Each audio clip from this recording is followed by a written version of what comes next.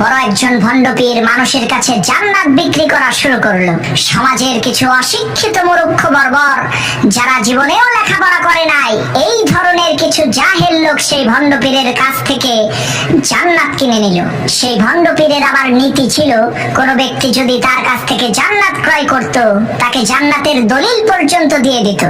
ভণ্ডপীরের এই কাণ্ড দেখে একজন বুদ্ধিমান শিক্ষিত লোক ওই ভণ্ডপীরের কাছে গিয়ে বলল, হুজুর, আমি আপনার কাছ থেকে জাহান্নাম কিনতে চাই, কত টাকা লাগবে বলেন। তখন সেই ভণ্ডপীর বলল, আরে বেয়াকুব, এলাকার সমস্ত মানুষ আমার কাছ থেকে জান্নাত কিনে নিচ্ছে, আর তুমি নাকি আমার কাছ থেকে জাহান্নাম কিনতে এসেছো, তুমি তো নাদান আহাম্মক।